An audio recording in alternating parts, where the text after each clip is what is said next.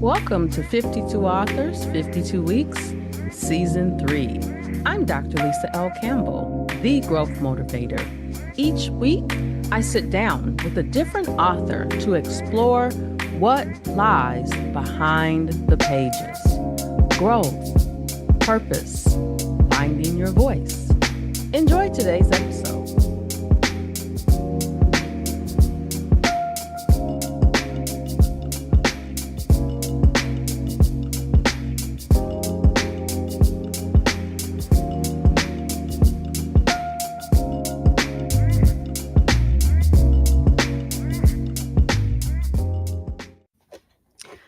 Hello, everyone. Welcome back to another amazing episode of 52 Authors, 52 Weeks.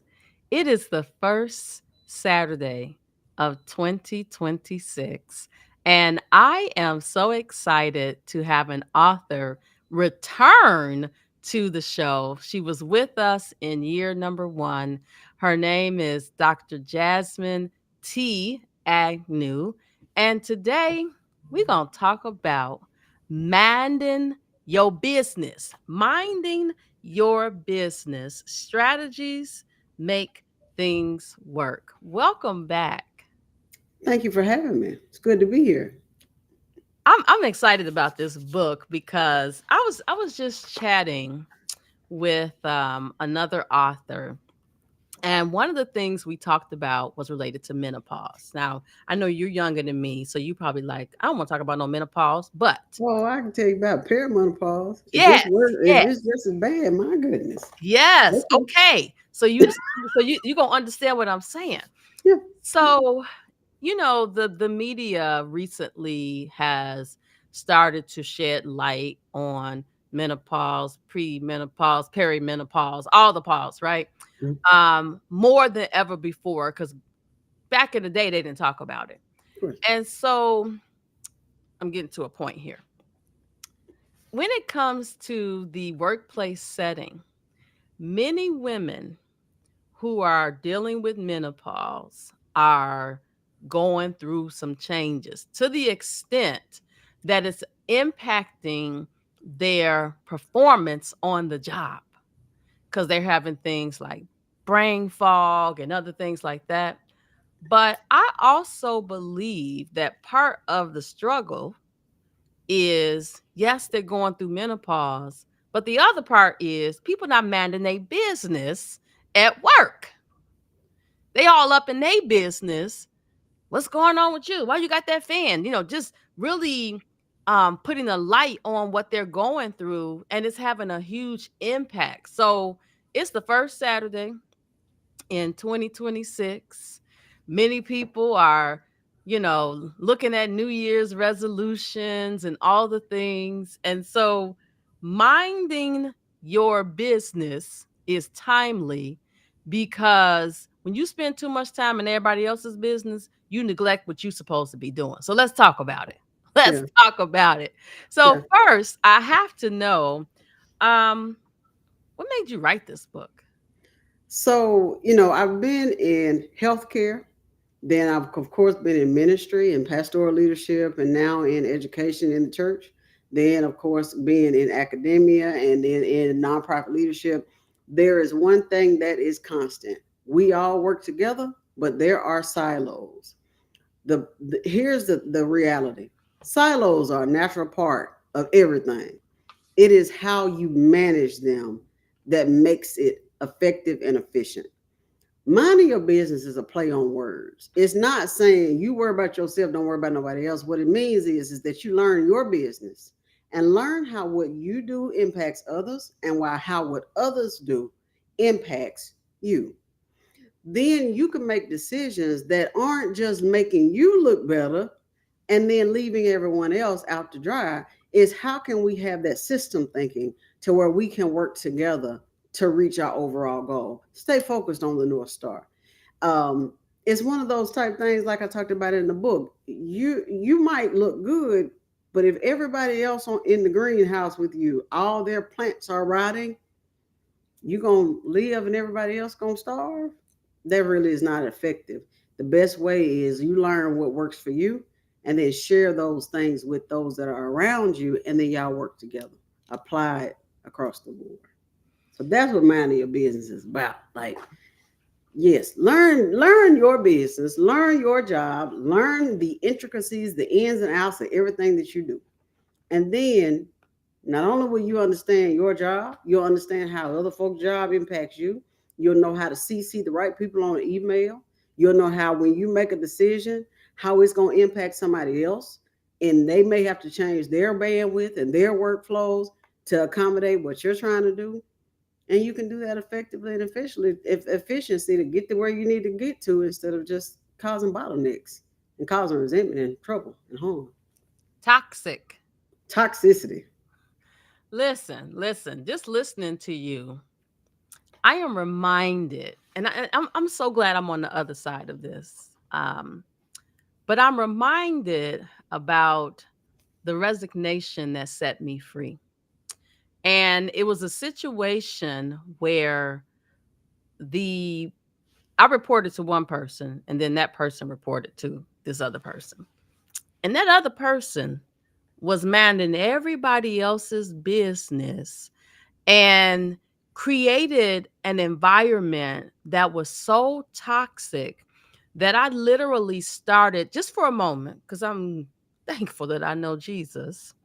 Um, for a moment, I started to question who I was, what I brought to the table, and I very quickly realized that I was no longer in alignment with the purpose of that organization. But I also realized that I was the talent, and that no matter where I took my talents to, that organization would benefit. And I realized, looking back, and it's been 3 years now, that person who was new to the organization was intimidated by me, and I was busy just minding my business. I was just doing what I had always been doing with a high level of professionalism and integrity.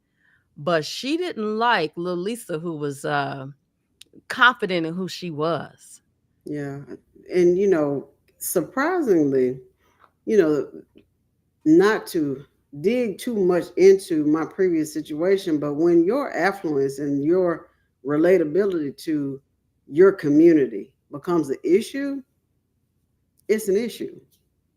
And it should be an instance for an opportunity for us to say, hey, how can we reach out and how can we touch other people and bring them in and value the perspectives and opinions of other people, because we do know what we're doing, we do know our business, we do know our profession, instead of seeing it as a competition or a tug of war. So oftentimes the root of that toxicity is, it ain't you. It's not you. It ain't you. But you know what? In some of those moments, you start to think that it's you. But if you have tools and resources to help you step aside and say, it's not me, it's them, you can walk away with confidence. I remember a person who I know who was an attorney, and I'm not trying to make this legal, but I'm just going to tell Mhm. you what she told me. I said, I'm going to quit. And she was like, girl, do not leave without some type of separation package. She said, you have been there for 15 years.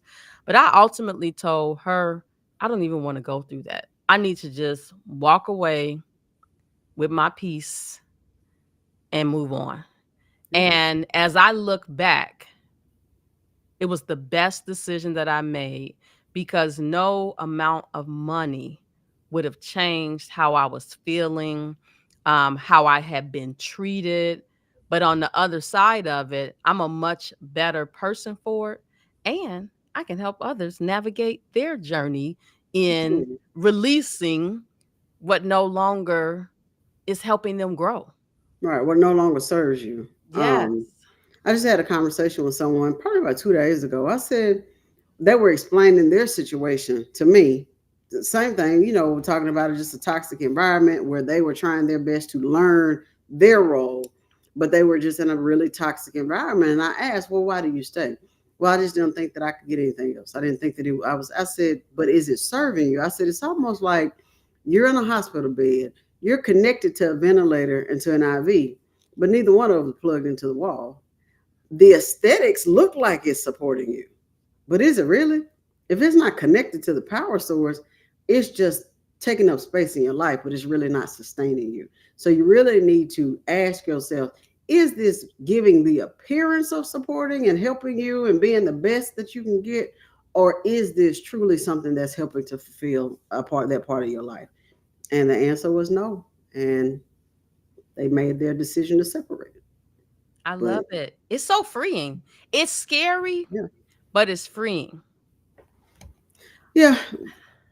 Sometimes we just have to pray for wisdom Absolutely. because Absolutely. otherwise, your human logic will make you think that that's where you have to be. Mhm. That first sermon that I preached after my separation was the truth versus the facts. Sometimes the facts don't line up with the truth. The facts might say one thing, but what is the truth? When you know the truth, you're much able to make better decisions. I love it. And so many people want to, for appearances purposes.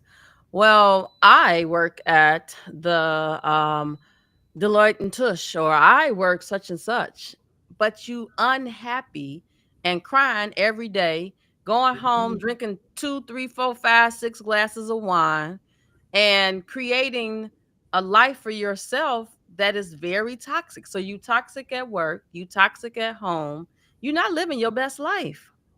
And I don't even drink alcohol, so I was really struggling.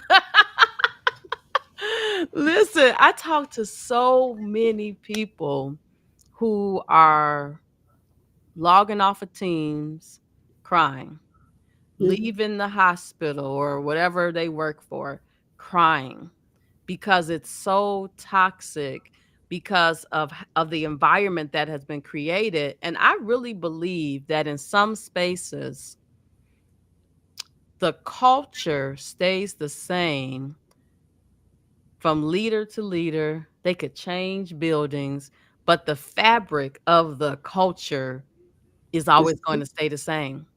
right. And I absolutely agree with what you're saying. And it is unfortunate, but it's because you always have those remnants. You have those remnants of those people that were there with the previous leadership. Because just because you get rid of one, if you still got those people that are left that may not have said a word, but they were complicit and they began to be programmed to think the same way that the leadership thought.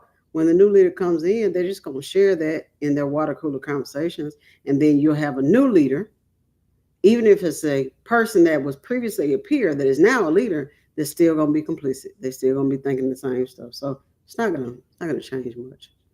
And I don't know about you, but I don't want to work for an organization that doesn't provide me with psychological safety. I know you did a Oh man. presentation on that last year. Yeah, I do well, that was the thing. I had the presentation on psychological safety, and that was one of the presentations that I was asked to let be reviewed before I gave it again. I'm just like, hmm, It's books on that topic. It's a thing. It, it's it it is there is literature to support how important psychological it safety. is for there to be trust, for there to be psychological safety, because those are environments where, and I think Stephen Covey, I don't know if it was the son or the father, said it best that there's a cost associated when you don't have trust in that organization. Absolutely, absolutely. So let's talk a little bit more about the book. We're not going Mhm. we can't tell them everything that's in the book. We need For them to sure. get their own copy. But let's talk about just a couple of areas. So you mentioned um silos. And I attribute that to groupthink, right? Hmm. Which is a thing. But let's talk about collaboration from across the aisle. Hmm. Think about the body. Every part has a function. but they have to work together in order for everything to overall to work to function effectively. And if there's one part that stops working correctly, or one of those silos that doesn't work correctly, you either got to repair it or replace it. And the thing is that we stay so encapsulated and worried about what we do that we oftentimes miss the opportunity for community and collaboration. You know, you may be doing a really great job in your silo, but how can you improve by reaching across the aisle and saying, hey, we've got an idea. Let's see how we can collaborate to not only meet my goals, but your goals as well. And then this can be a shared victory. So really it goes back to in silos, not only do I want to work by myself, I want to win by myself, but oh my goodness, if I fail by myself, we want to make that the most secretive thing ever. But you didn't want no help to try to do better. So now you have to learn how to fail. But the key is learning how to fail together and to fail effectively together so that you can get your lessons learned and then move on to the next phase. It's oftentimes, like I said, it's just like you're in a bubble and you got to learn how to succeed outside your bubble.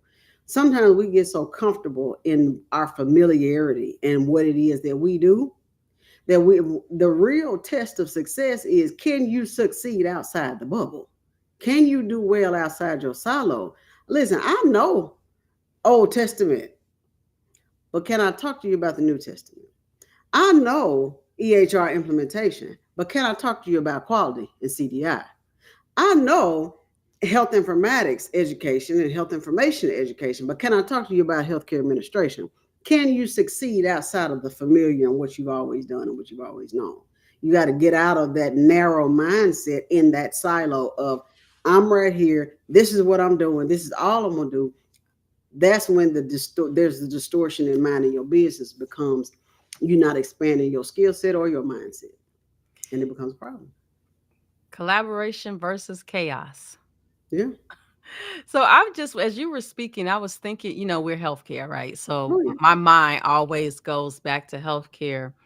But I was thinking about the system that some health systems have in place. And one of them is the Mayo Clinic, where the patient comes in and the different specialists rotate in and out of the room, but the patient stays in that one space. There's something to be said about how that care is centered around the patient and how they're working together collaboratively to win, which is basically to make the patient better. But they do a similar model at UAB. But here was the bottleneck. Yes, they were moving in and out of the room, but what happens once you close that door? Are you updating that record? Are you having those conversations with those other specialties? Are you talking to those adjacent departments and those ancillary departments and other disciplines that also take part in the care? And I'm not talking about just other doctors. I'm not just talking about nurses. Are you talking to food services? Because this is a patient that's borderline diabetic. Are you telling them they need to change their diet and not send them the same plate that you've been sending them? Are you talking to housekeeping? Are you talking to central supply? Like, how much are you communicating outside the door? So yeah, you might patient-centric care is where we're going. Personalized medicine, digital, all these great things. But how are you communicating and collaborating once you close that door and you walk out into that hallway? Because I'm telling you, when I was in the hospital for those 35 days, one group of physicians came in and said, hey, we don't have to do plasma exchange today. Your platelets are back at normal baseline. We're going to watch it for the day. We won't do plasma exchange today because plasma exchange basically took me out for the day. Mm. And then an hour later, somebody brought the machine in and said, are you ready to get started with plasma exchange? Wait a minute. Did y'all have a conversation? No, Communi- they no didn't. communication, no No communication. interdepartmental communication. Remember Mm-mm. back in the day, we had those little brown envelopes, The brown and envelopes. write the person's name on it, and that envelope had been to so many places by the time you Right. got to the bottom box. Right. That's what's missing.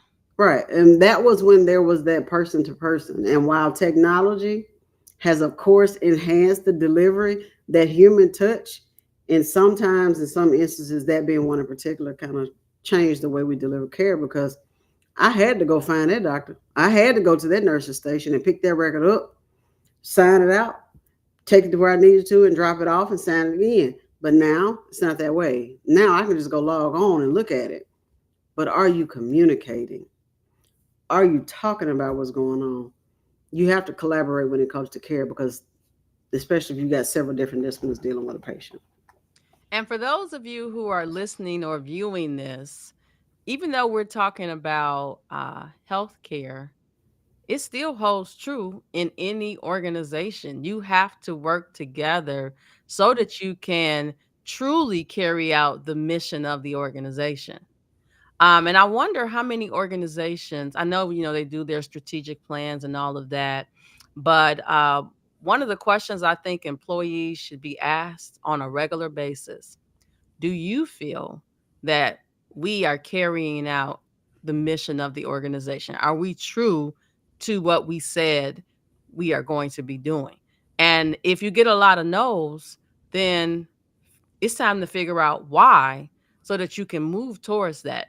And the people who are part of the process who said no should be involved in offering suggestions for changing that. But Well, instead, what happens? They bury it. just bury it. Yeah. But the thing about strategic planning is this. Um, I do a workshop for nonprofits, churches, academics, whoever needs it. And it's about strategic planning, product development, and project management because all three of them work together. You can have great plans, but you also got to learn how to operationalize it, get it off the ground, and take it from light bulb to launch. But one of the problems is when it comes to strategic planning, everybody wants to get to the same place, but we ain't all trying to get there the same way. It's just like there's a destination you want to drive, you want to take a boat, you want to take a train, and you want to go on a horse. Everybody's trying to get there. Instead of us all being in a boat rowing in the same direction or in a car sharing the drive, we all trying to get there a different way. And that goes back to that collaboration. It also goes back to those silos. It's just like you ain't working together. Y'all all trying to get to the same place. You're trying to get to success together to get here. And yes, it looks different based on bandwidth, skill sets, and all these things to consider.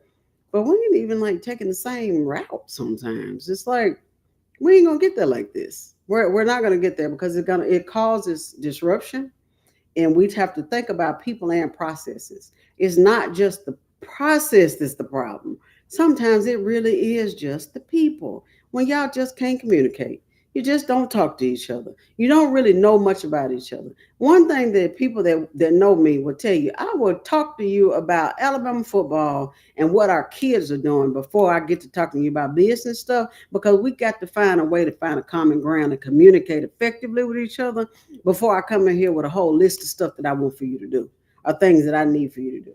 There's got to be some commonality and we got to have more of a relationship. I'm not saying we got to eat Thanksgiving dinner together. What I am saying is you've got to learn how to communicate with people before you try to run any kind of organization, any kind of business. It just doesn't work that way. And let me just add on to that. One of the things that I think is equally important in the relationship building process is also learning some of those quirky things about that person. What makes them tick? What, makes them upset? Mm-hmm. Um I was just chatting with someone and I said, I'm the type of person who I don't leave the neighborhood unless I got a full tank of gas. I can't be in the car with somebody who is like, I'm gonna see how far I can go on this one tank of gas. Amen. Learning little things like that is very Mm-hmm. helpful when you're on a project because you got to come to a common ground and say, okay, we know this date is XYZ. We're not gonna wait till the week before to get started. We need to start making some progress, have a plan and start making some progress toward that now, not Right. later. And if you're a type person that, hey, I can get this done in 6 weeks, but I probably won't even get started on it until week 3. But you've got somebody else who's very meticulous and they plan things out. And y'all trying to work together, but y'all don't communicate well. While you may have a great plan, your partner may say, oh my gosh, this person is lazy. They don't take their initiative and they don't get things started. because you're not working on your time. But if y'all don't have those conversations, y'all don't know those things about each other, it does cause those problems. Communication is key, and it's just a Yeah. simple matter of saying, "Hey, Dr. Jasmine, that really makes me nervous. It's gonna keep me up at night if we don't start to week 3. So how can we compromise and put ourselves on the path to doing, you know, pieces of it? And let's just say by the time we get to 3 weeks, we'll be here, and I'm gonna feel better about, meeting that deadline because Yeah. anything can happen. Yeah, we can definitely talk about that. And you're right, anything can happen. The internet can go out, especially if you're in remote settings. I could there could be a health issue, something that keeps me out of work for days. Yeah, there are things to be considered. So it has to be, again, collaboration or chaos. It's gonna happen. You don't have to talk about it. Absolutely. So we are almost out of time, but I want to Mhm. talk about one of the chapters talks about stopping it versus fixing it. Oh yeah. Tell us a little bit about that. Um, Sometimes when we don't address issues, we become like firefighters. And then you ever seen the little commercial where you have like a brick wall or a wall and like water will shoot out and you'll go and you'll plug that one up, but then by the time you get that one plugged up, another one pop open. Then you got to run and plug that one up. Then something else will happen. When really, if you had just looked at the structure, you would have seen you need to rebuild this whole wall because Mm. it's going to continue to leak like this. There's no the whole infrastructure is bad. So you need to tear it down and rebuild it from the ground up instead of keep trying to patch it.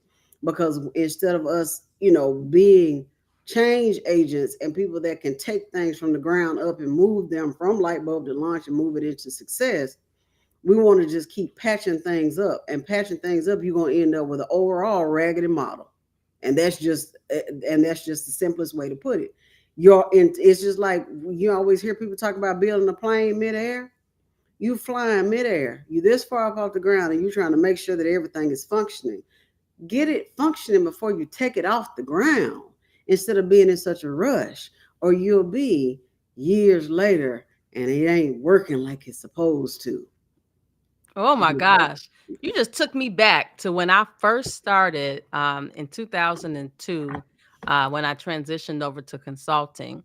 Now, this was early electronic record, early claims Oh, I remember them processing. days. And I remember meeting with this physician who was his office was explaining their systems, and they're like, "Oh, well, we got to go over here and do this, but then we then got to go over there and do this." And my ultimate recommendation to them was, "I know you spent money on these 2 systems. The second one you bought, the salesman told you that they were gonna connect and work together, but they did not. I recommended a plan to just implement a new system Altogether. because the headaches that were present with that workflow created a toxic environment because you had Mhm. people saying, "Well, I put that stuff in there so that you can do that claim." And then it got over there and somebody was pushing stuff in over here and it didn't cross over to there. So it was these bottlenecks over and over and over again and people were Yeah. frustrated. Yeah, it's kind of like when if you remember HPF, McKesson, Oh first my god. EHR that I ever put in place.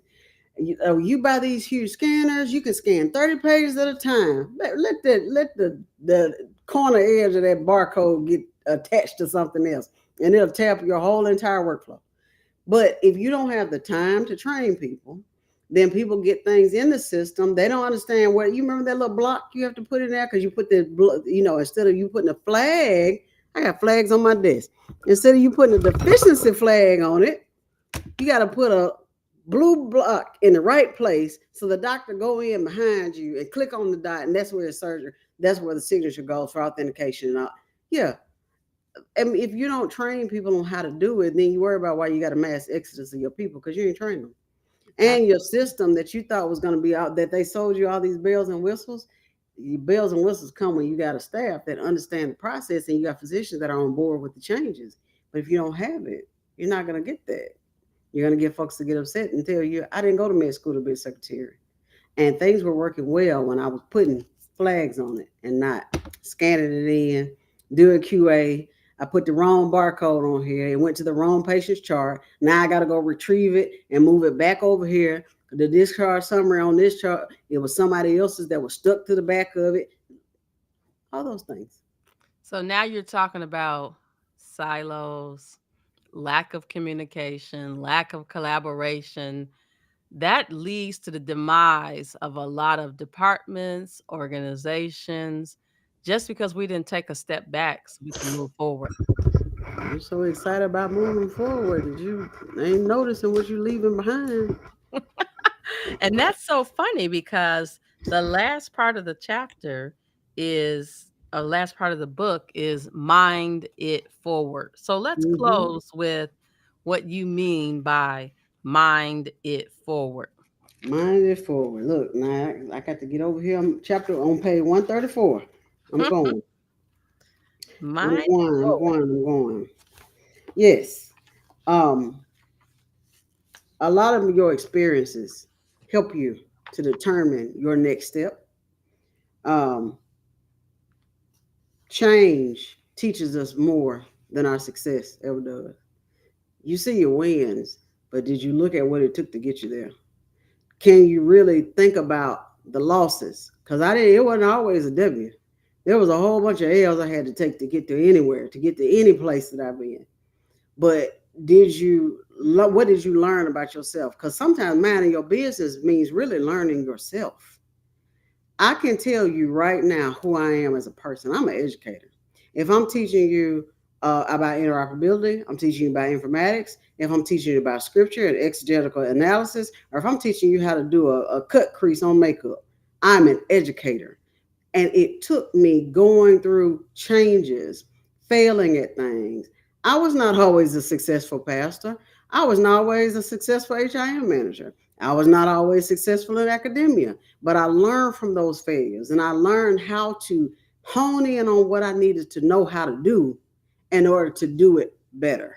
So minding it forward means that going forward in your journey and going forward in your life means pay attention to everything around you. Gather value from every single thing that you do. If it's good, it's good. Celebrate the good. But if it's bad, learn from it. What is that saying? It's not a loss, it's a lesson. That's Mhm. true. And so, and then also be true to who you are and know when it's time for you to say, I think it's time for me to go. You got to know when to hold him. Know when to fold them, know when to walk away, and know when to run. Never count your money while you're sitting at the table. Yeah. Yes, Uh-huh. yes. Absolutely. Well, listen, Dr. Jasmine T. Agnew. I like to use people's whole name when they use their I whole see. name because I use my whole name because that's Lisa my L. Campbell. identity. Mm-hmm. Mm-hmm. It has been such an honor to connect with you again for Always. your current book. I know you probably got some more stuff that's cooking up. I've been following you on TikTok. You just trying on different outfits and showing Mm-hmm. us how to be professional in the workplace. Let Yeah. me tell you I just something got about some new stuff some new dresses that got delivered. I'm about to go make some content in just a minute. that. Okay, because listen. Some folks show up at the interview, show up at these jobs. They really don't understand the image that they should portray. And it doesn't have to cost you hundreds of dollars Mm-mm. to have that nice polished look. And that was the whole point of me starting Everyday Elevated because I wanted people to know you can just skip Starbucks for 2 or 3 days and have enough to buy a nice dress or a nice suit for an interview because that Absolutely. first impression is what matters. And in our profession, when people hear about health information management, first of all, they automatically don't think about that old antiquated term, medical records. And they're going to think about the people that used to work in the basement that wore, that looked like librarians or something. But we are so much more. Our expansive, our skill set is so much more expansive, and we need to be sitting at the table. But when we sit at that table, we need to look like we need to be the best dressed at the table because we definitely know the most. So yeah. Speaking of we know the most, let's talk about this shirt before you go. What does that shirt Oh say? This shirt is a part of my designs for the Melanhim Connection, Malanhim, for people of color in health information management. And it says our stories, our records, our voice, and it has an original design on the front, people of color standing in front of the records. And let me see if you can see it from the back. Probably may not be able to see it, but Oh, I can see it. I can see it. it is the Melanin Collective. And so I do have these available on my website. And it's just about a place where, they need more people that look like us. Because can't nobody tell our story like we can. I share the story all the time about my blood condition that they discovered when I turned 40 years old. I was admitted to the hospital. There were three other women in my family that had that. They all passed, but they caught mine in time. I ended up in the hospital, like I said, for 30 something days. This is more prevalent in African American women. But when they registered me at the hospital, I was registered as a Caucasian female.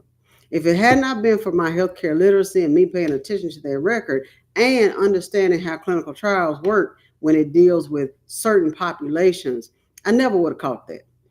I did. Wow. But it also shows that there needs to be more people who understand disease and how it relates to certain populations to be able to catch these type of things and to work on these projects to find solutions and find care that is tailored for certain populations, because care is not blanket, and you have to modify it for people based on their ethnicity and their demographics.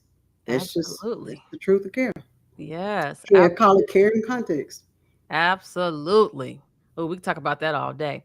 Well, listen, everyone, this has been another amazing episode of 52 Authors, 52 Weeks. I just finished chatting with Dr. Jasmine T. Agnew, author of Minding Your Business Strategies Make Things Work. Until next time, everyone, have a wonderful rest of your week.